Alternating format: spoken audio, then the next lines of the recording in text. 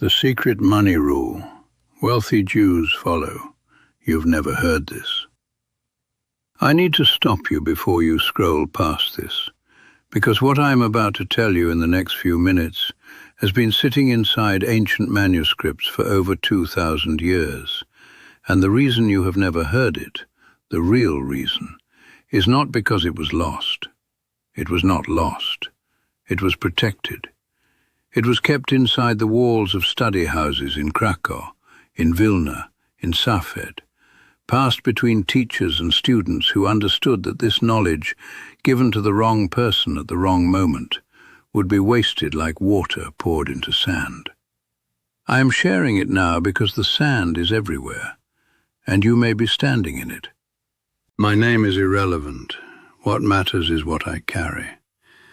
I have spent over 4 decades immersed in the texts, not the surface texts that get turned into motivational posters, not the watered-down summaries that circulate on the internet, but the deep texts, the ones that require you to sit with a candle and a question for 3 hours before a single line opens itself to you. And what I have found, embedded in those lines, is a financial architecture, a structure so precise, so ruthlessly accurate, that when I first understood it in full, I was sitting in a cold room in Thessaloniki. It was past midnight, and I wept. Not from sadness, from recognition. Because I had spent 30 years doing the opposite of what the texts prescribed. And so, I suspect, have you. Here is the thing I want you to hold on to until the end of this teaching. There is a concept the ancient scholars called Neder HaKeli, the vow of the vessel. I will come back to this. Everything I teach today flows from this concept, everything. If you leave before I explain it fully, you will have the shell of the teaching but not the seed, and a shell cannot grow. So stay. Let me tell you about a man named Favish Brandler. Favish was not a rabbi. He was not a scholar. He was a textile merchant in the early 20th century, operating out of a cramped storefront in a city that no longer exists under its original name. By every external measure, Favish was a failure. He had 3 competitors on the same street. He had debts. He had a wife who quietly doubted him, and 2 sons who grew up watching their father struggle. Every morning, Favish opened his shop before sunrise. Every night he closed it after dark, and for 17 years nothing changed. The ledger never tilted in his favor. The gaps between income and expense stayed exactly as wide as they had always been, as if an invisible hand was maintaining the distance. One winter a scholar passed through the city, a traveling teacher, a man called Reb Zushia Olmert, known in certain circles for asking questions that no one wanted to answer. Reb Zushia did not stay in the fine homes of the wealthy community members. He asked to sleep in Favish's storeroom. Favish, embarrassed by the conditions, apologized for the cold, for the smell of wool and dye, for the makeshift sleeping arrangement. Reb Zushia looked at him with the particular stillness of someone who has never wasted energy on pretense and said, "I don't need comfort. I need honesty. Tell me about your business." And Favish told him everything. The early mornings, the long nights, the competitors, the debts, the 17 years. When Favish finished speaking, Reb Zushia was quiet for a long time. Then he said something that Favish would repeat for the rest of his life, something that his sons repeated, something that eventually reached me through a chain of transmission I will not detail here because it would take another hour. Reb Zushia said, "You are carrying water in a cracked vessel and blaming the river for being dry. Write that down, or better, say it out loud right now. Because this is not a metaphor, this is a diagnosis, and I am going to show you exactly where your vessel is cracked. Before I do, I want to ask you something, and I want you to answer honestly, in the quiet of wherever you are sitting right now. In the last 30 days, Did you receive money and immediately feel relief? If the answer is yes, that relief is the crack. That is the sound of water hitting the floor. I will explain this in precise terms before this teaching ends. For now, type these words wherever you are watching or reading this. Type, I am sealing my vessel. Do this not for me. Do this because the act of writing a declaration creates what the ancient teachers called a reshimu, an imprint, a trace. Your nervous system records the commitment differently when your hand or your fingers are involved in making it. This is not mysticism. This is how human beings are constructed. Now, the teaching. There are 5 ruptures, 5 cracks, that keep the vessel of prosperity perpetually leaking. I have studied these patterns across hundreds of families, across generations, across cultures. They appear with such consistency that I stopped being surprised decades ago. I'm going to walk through each one. I'm going to give you the ancient principle behind it. And I am going to give you a timeline, because these principles, when applied correctly, move on a schedule. Not because prosperity is magic, but because human behavior, when redirected, follows predictable arcs. The 5th rupture is the one that destroys everything else. I will reveal it at the end. It is the one that Favish was committing without knowing it. It is the one that, once sealed, allowed him to change everything in less than 90 days. The first rupture is what the texts call Bilbul Hadad, the confusion of the mind that comes from mixing the vessel of receiving with the vessel of spending before the vessel is full. In plain language, you are spending the money before you hold it. Not physically, mentally. The moment income arrives, whether it is a paycheck, a payment, a windfall, a gift, most people immediately route it in their minds to its destinations. The rent, the debt, the bill that has been waiting, the obligation that has been generating guilt. The money has not rested for a single breath in your hands before it is already gone in your imagination. The ancient principle says this: a vessel that has never known fullness cannot hold abundance. If every unit of currency that enters your life is immediately assigned, immediately spoken for, immediately dispatched, your mind never registers the experience of having. It only ever registers the experience of distributing. And what the mind never registers as real, it cannot amplify. The prescription, and I want you to think of this as a 40-day experiment, not a permanent vow, is to allow a pause. Before you mentally route the money anywhere, hold it for what Reb Zusha would have called one breath of the soul. In modern terms, 24 hours. Let it sit, physically and mentally, before the routing begins. In 7 days, you will notice a change in how you feel when money arrives. In 14 days, you will notice a change in how money seems to find you. In 40 days, the relationship will have fundamentally shifted. Do not dismiss this as trivial. The trivial-seeming disciplines are the load-bearing walls. The second rupture is Ayin Sarah, the narrow eye. And this one is uncomfortable, so I ask you to stay with me through the discomfort. The narrow eye is not envy. Everyone talks about envy. This is more specific and more dangerous than envy.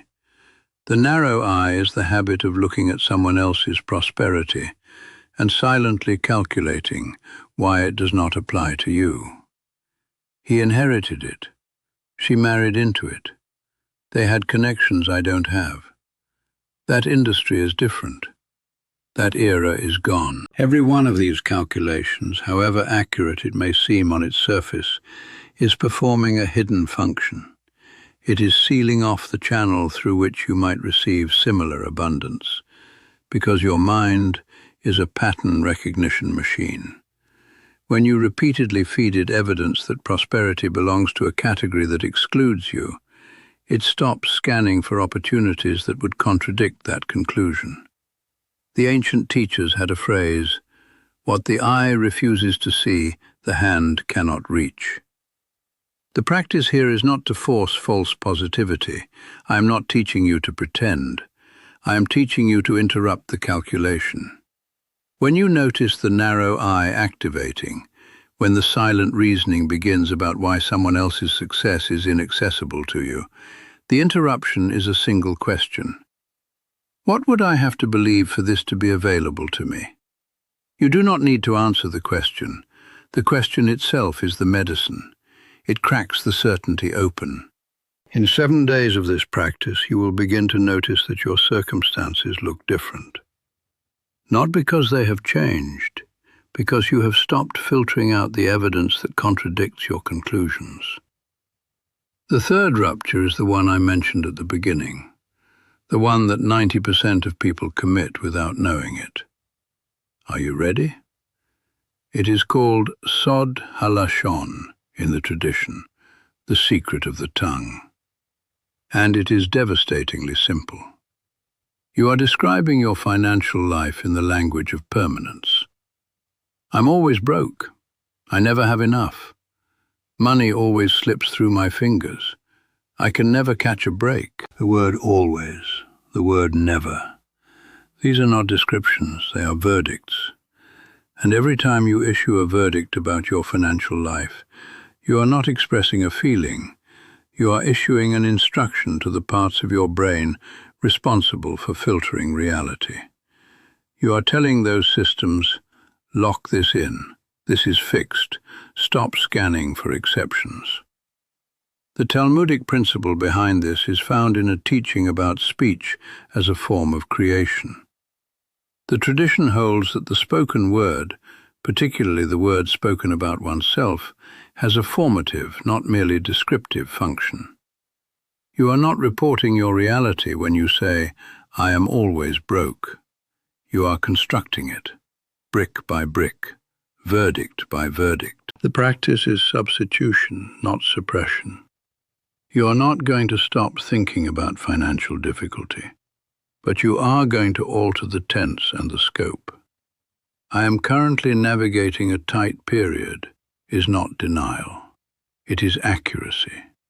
It is also an open door rather than a sealed verdict.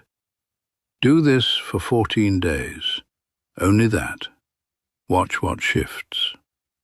The fourth rupture is the most misunderstood, and I want to be precise about it because it is often taught incorrectly, and the incorrect teaching causes harm. It is called refusal of the descent. In the tradition, the concept relates to a passage about the granaries of Joseph in Egypt. You will recall the story. 7 years of abundance, followed by 7 years of scarcity. Joseph's entire strategy rested on one principle that almost no one talks about when they retell the story. He did not try to prevent the years of scarcity. He prepared within the years of abundance, and then he descended into the scarcity with a full vessel, and emerged as the most powerful financial administrator the ancient world had ever seen. The rupture I am pointing to is the refusal to let difficulty do its work. Most people, when they encounter a period of financial contraction, do everything in their power to escape it as quickly as possible. They borrow, they scramble, they make decisions from panic. And in doing so, they skip the teaching that the contraction carries. They come out of it exactly as they went in, only now with additional debt. The principle is this: every cycle of scarcity carries encoded within it the specific instruction that will unlock the next cycle of abundance. But you have to be still enough, present enough, humble enough to read it. What is the instruction inside your current difficulty? I cannot answer that for you. But I can tell you that the answer is there. It is always there. And the frantic scrambling is almost always the thing that prevents you from seeing it. Sit with the difficulty for 3 days before making any reactive decision. 3 days. This is what the tradition prescribes. And in those 3 days, the answer will surface. Now, the 5th rupture. This is the one that destroyed Favish Brandler for 17 years. This is the one that Reb Zusha identified in a single conversation. This is the one I want you to hear with every part of your attention. It is called Neder HaKeli Shavur, the vow of the broken vessel. And here is what it means. There is a vow that many people make, consciously or unconsciously, in childhood, in adolescence, in a single devastating moment of financial humiliation. The vow sounds different for different people. Sometimes it sounds like, I will never be like them, a parent who prioritized money over everything else. Sometimes it sounds like, I will never be vulnerable like this again, formed in a moment of scarcity so painful that the psyche built a wall around it. Sometimes it sounds like, money is not for people like me, formed in a moment of exclusion or defeat. The vow is almost never spoken aloud. It lives below the level of articulation, but it is operative every single day. Every financial decision you make passes through this vow before it exits your hands. And here is the devastating precision of the tradition's teaching on this point. The vow does not block wealth from coming. It blocks wealth from staying. You can earn well and still live this rupture. You can receive windfalls and still live this rupture. The money comes.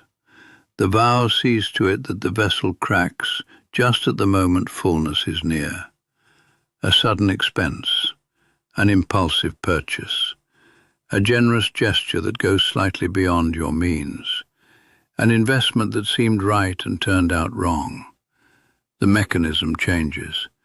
The result is always the same. The level never rises.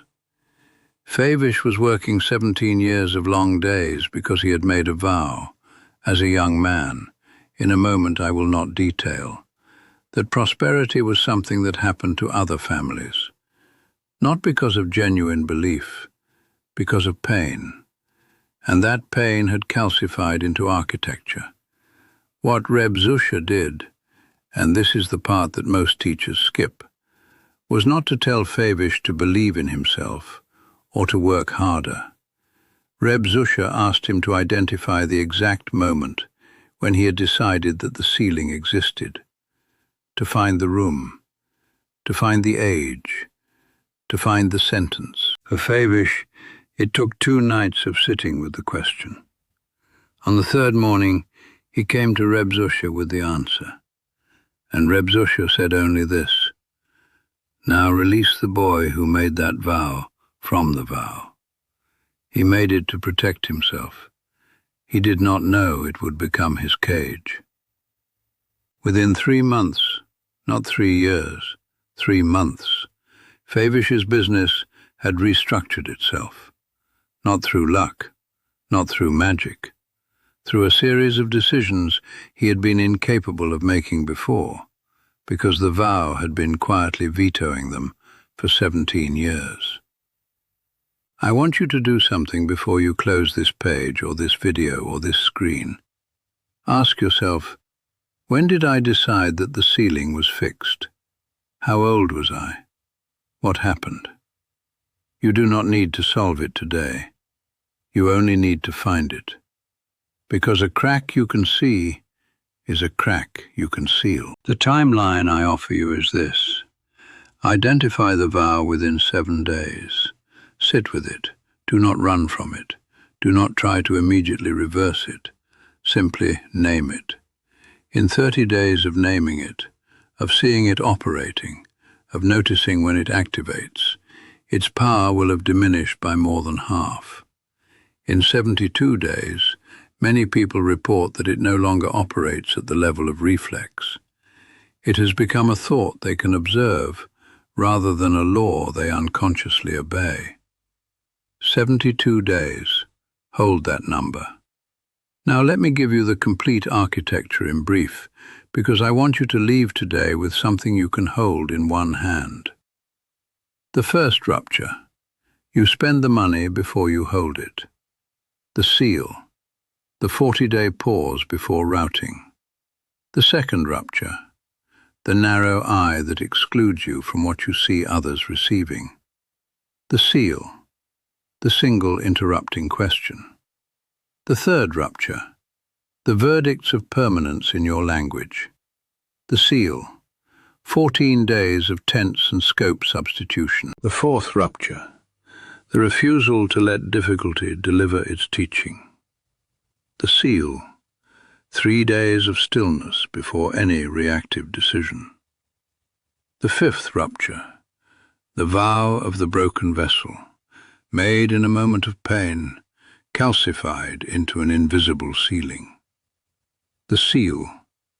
Finding the room, the age, the sentence, and releasing the one who made the vow. This is not motivation. I want to be precise about that. Motivation moves like weather. It comes, it creates a feeling, it passes.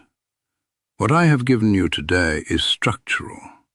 It is the difference between painting over a crack and repointing the mortar. One produces the appearance of repair, the other is repair. I have been teaching this for a long time. And the question I am asked most frequently, not about the principles themselves, but about the application, is this. How do I know if I am doing it correctly? How do I know if the vessel is sealing? The answer is always the same, and it is always slightly unsatisfying at first, and then deeply clarifying. You will know the vessel is sealing not when more money arrives, though that will come, but when your relationship to money changes its emotional register, when abundance stops feeling like a foreign country whose language you do not speak, when scarcity stops feeling like your native home, when a period of financial tightness no longer collapses your sense of self, when a period of financial ease no longer produces that quiet, anxious waiting for it to be taken away. That shift, that internal shift in register, is the vessel sealing. The material outcomes follow. They follow because your decisions change. Your risk tolerance calibrates correctly. Your perception of opportunity sharpens. Your language changes, and therefore what you build with your language changes.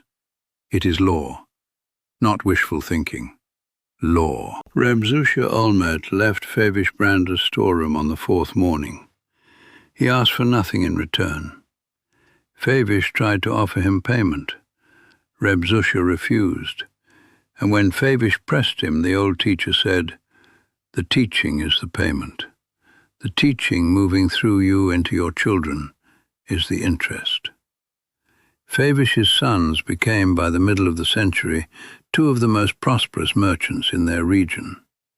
They attributed it entirely to principles their father had taught them, principles that had come through one cold night in a storeroom, from a traveling teacher who slept on wool and asked questions no one wanted to answer. The lineage of a teaching is the proof of its validity. What you do with this today becomes part of your lineage. What you transmit to the people around you, your children, your students, your colleagues, your friends, is the interest on what you have received. I want to close with this. There is a phrase from the tradition that I return to every time I feel the pull of the old patterns, every time I notice one of the 5 ruptures activating in my own life. Because I am not exempt from this, I want to be transparent about that. No one is exempt. The practice is perpetual. The phrase is, Ein habracha shora ela bedavar hasamui min ha'ain. Blessing only rests on something hidden from the eye.